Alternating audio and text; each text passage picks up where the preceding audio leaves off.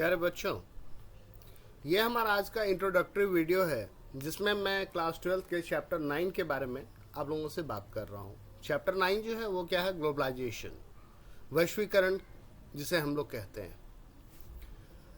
वैश्वीकरण की अवधारणा नई नहीं है और अगर देखा जाए तो प्राचीन काल से ही विश्व के बहुत सारे देश आपस में कई प्रकार के संबंधों से जुड़े हुए थे, जिसमें व्यापार, वस्तु, सेवा, पूंजी, तकनीक और मानव संसाधनों का आदान प्रदान। ये आज की घटना नहीं है, ये एक बहुत प्राचीन घटना है और बहुत पुराने जमाने से ही ऐसा होता चला आ रहा है। वर्तमान परिप्रेक्ष्य में अगर हम देखें तो वैश्वीकरण का क्या अर्थ है?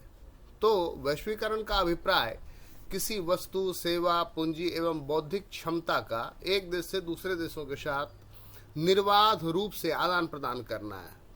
वस्तु है, गुड्स, सर्विसेज, कैपिटल, जो इंटेलेक्चुअल पावर है वो, और कंट्रीज के साथ आदान प्रदान हो रहा है। वैश्वीकरण के कारण अंतर्राष्ट्रीय व्यापार का संचालन निर्बाध रूप से होता है और ये बिना किसी रुकावट के वैश्वीकरण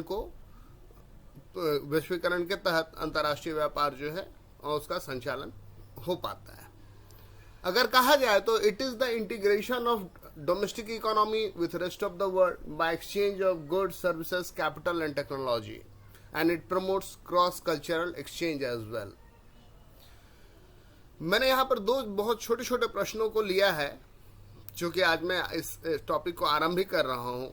तो मेरा पहला क्वेश्चन है, वैश्वीकरण ने भारत को कैसे प्रभावित किया है और भारत कैसे वैश्वीकरण को प्रभावित कर रहा है? यहाँ पर क्या है कि इम्पैक्ट क्या है इंडिया का वैश्वीकरण के ऊपर और वैश्वीकरण का इंडिया के ऊपर। तो अगर देखा जाए तो वैश्वीकरण ने जो है उसने भारत जैसे विकासशील देश को, इंडिया एक डेवलपिंग कंट्री है, उसके कंटेक्स्ट में बात कर रहा हूं, तो बहुत प्रभावित किया है।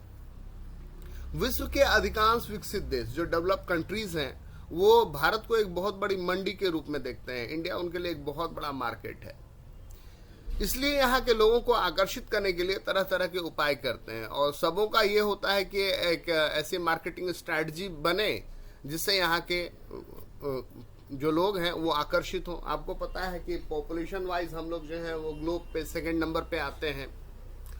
भारतीय लोगों ने भी वैश्वीकरण के कारण आजीविका के लिए विदेशों में बसना शुरू कर दिया है और हमारे भी बहुत सारे लोग हैं जो अब्रॉड रह रहे हैं अपनी रोजी रोटी कमाने के लिए। यूरोप एवं अमेरिका की पश्चिमी संस्कृति बड़ी तेजी से भारत में फैल रही है। अगर देखा जाए तो यूरोप और अमेरिका का जो कल्चर है, वेस्टर्न कल्चर, वो इंडिया में फैल रहा है। इंडिया में भी ब्लू जीन्स पहनना, पिज्ज़ा खाना, टेलीविज़न पर विदेशी चैनलों को देखना वैश्वीकरण का ही प्रभाव है। इंडिया में भी लोग बाग जीन्स पहन रहे हैं, पिज्ज़ा खा रहे हैं, टेलीविज़न पे दूसरे चैनल्स को देख रहे हैं। ये सारा ग्लोबलाइजेशन का इम्पैक्ट है। अगर आप 1991 से पहले की दुनिया को याद करेंगे तो ऐसा कुछ भी नहीं था।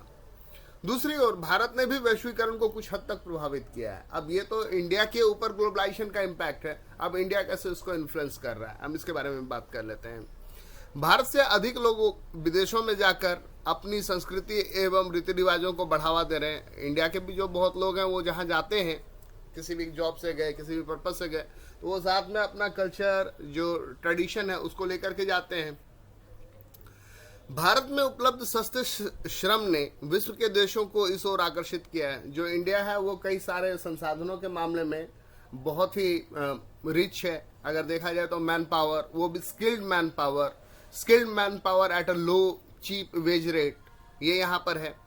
भारत ने कंप्यूटर तथा तकनीकी के क्षेत्र में बड़ी तेजी से उन्नति करके विश्व में अपना प्रभुत्व जमाया है और चाहे कंप्यूटर हो, चाहे टेक्नोलॉजी हो, और इसमें डेवलप करके वर्ल्ड में इसने अपना प्रभुत्व जमाया है। फिर यहाँ पर है वैश्वीकरण के विरोध में किन्हीं 4 कारणों को स्पष्ट कीजिए। ग्लोबलाइजेशन के जो बेनिफिट्स हैं वो बहुत सारे हैं। कंट्रियाँ आपस में जुड़ती हैं, फाइनेंशियल इंटरडिपेंडेंस होता है, टेक्नोलॉजी का फ्लो होता है, नया कल्चर आता है, हम कुछ सीखते हैं, उनका सामान अगर बाहर आता है तो हमारी कंट्री का भी सामान बाहर में जाता है। तो ये सारे तो उसके पॉजिटिव एस्पेक्ट्स हैं।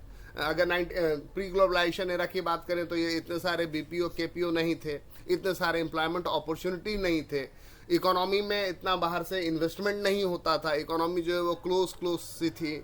हम लोग प्रोटेक्शनिज्म का जो मेजर है, संरक्षणवादी प्रवृत्तियां थी हमारे अर्थव्यवस्था में, लेकिन आज की डेट में ये चीज़ें बदली हैं। लेकिन उसके बावजूद भी इसके कुछ नेगेटिव पॉइंट्स, ड्रॉबैक्स भी हैं, उन ड्रॉबैक्स को समझ लेते हैं। विपक्ष में तर्क। आलोचकों के अनुसार बड़ी बड़ी बहुराष्ट्रीय कंपनियों की एकाधिकार की प्रवृत्ति रहती है। जो इसके क्रिटिक हैं उनका कहना है कि ये जो बड़ी कंपनी होते हैं ये क्या करेंगे, मोनोपोली करेंगी, हर संसाधन पे ये कब्जा जमा करके बैठ जाएंगी और कल को मार्केट को मैनिपुलेट करेंगी, अपने हिसाब से घुमाएंगी। बहुराष्ट्रीय कंपनियां व्यापार एवं व्यवसाय के नाम पर छोटे एवं पिछड़े देशों की राजनीतिक व्यवस्थाओं में भी हस्तक्षेप करने लगी है। और ये जो एमएनसीज है इनका बहुत पैसा है। अगर कोई कंट्री छोटा है, पिछड़ा हुआ कंट्री है, तो वहाँ के पॉलिटिकल एस्पेक्ट्स में भी इनका हस्तक्षेप होता है। गवर्नमेंट अगर उनके फेवर में नहीं है तो वो क्या करेंगे, गवर्नमेंट को उखाड़ करके फेंको, इसके लिए प्रयास करने लगा, या इनस्टेबिलिटी लेकर के आओ। वैश्वीकरण की प्रक्रिया का लाभ अधिकांश जनता तक नहीं पहुंच पाया। जो ग्लोबलाइजेशन हुआ है इसका अगर प्रॉफिट बोलिएगा तो वो इक्वली डिस्ट्रीब्यूटेड नहीं है, वो होमोजीनियस नहीं है, और जो रिच है वो और रिच होता गया है, और जो डिफरेंसेस थे, इनइक्वालिटीज थी, वो बढ़ती गई हैं। इससे आर्थिक असमानता को बढ़ावा मिला है। जो इकोनॉमिक इनइक्वालिटी है वो प्रमोट हुआ है, विशेषतया तीसरी दुनिया के गरीब देशों में। अगर तीसरी दुनिया के गरीब देश कहा जाए तो जो एशिया और अफ्रीका के अनडेवलप्ड कंट्रीज हैं उनके बारे में बात हो रही है। और चूंकि ग्लोबलाइजेशन में क्या होता है कि टेक्नोलॉजी आ जाता है, और टेक्नोलॉजी क्या करती है कि वो मैन पावर को जॉब से निकाल देती है, क्योंकि एक मशीन या एक कोई स्किल्ड ऐसा चीज जो है वो बहुत सारे लोगों को सब्स्टिट्यूट कर सकता है। तो जो लेबर जो है, जो काम था पहले श्रम प्रधान, वो अब क्या होता जा रहा है, कैपिटल इंटेंसिव, पूंजी प्रधान होता जा रहा है, और ऐसे में श्रम का बेरोजगार हो जाना स्वाभाविक है। आलोचकों का मत है कि वैश्वीकरण स्वाभाविक रूप से स्वीकृत नहीं बल्कि एक थोपी हुई प्रक्रिया है। बहुत सारे क्रिटिक्स का कहना है कि यह एक नेचुरल प्रोसेस नहीं है बल्कि एक जबरन थोपी हुई प्रक्रिया है। वस्तुतः वैश्वीकरण व्यापारोन्मुखी प्रक्रिया है, जो है ये इकोनॉमिक और बिजनेस ओरिएंटेड प्रोसेस है जो व्यापारिक उद्देश्यों के लिए कार्य करती है। और टोटल पर्पस जो है वो क्या है कि बिजनेस ओरिएंटेड सारा वर्क है।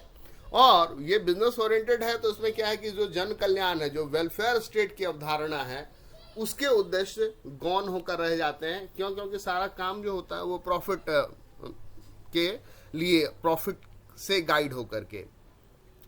कुछ लोगों का यह भी कहना है कि ये और लोकतांत्रिक प्रक्रिया है, नॉन डेमोक्रेटिक प्रोसेस है, जिसको कि लोकतंत्र के पर्दे में चलाया जा रहा है, और जिसको कि मतलब डिस्गाइज किया जा रहा है कि no, it's a democratic kind of process. और गैर योजनाबद्ध प्रभाव, जो ग्लोबलाइजेशन है वो क्या है, मतलब बहुत प्लान्ड नहीं है, नॉन प्लान्ड है। और चूंकि ये गैर योजनाबद्ध प्रभाव है तो इसके चक्कर में क्या हो रहा है कि लेबर, सैलरी, इन सारी चीज़ों को लिमिट कर दिया गया है। और जो कल्याणकारी राज्य की भूमिका है, जो स्टेट का वेलफेयर ऑब्जेक्टिव है, उसको सीमित कर दिया गया है। और कई जगह पर तो इसने लोकतंत्र को भी कमजोर बना दिया है। तो ये सारे पॉइंट्स थे जिनके बिहाफ पे हम ग्लोबलाइजेशन को क्या करते हैं, उसको क्रिटिसाइज करते हैं, उसकी आलोचना या निंदा करते हैं। हम अपने आगे के वीडियोस में इस पे और डिस्कस करेंगे। Thank you.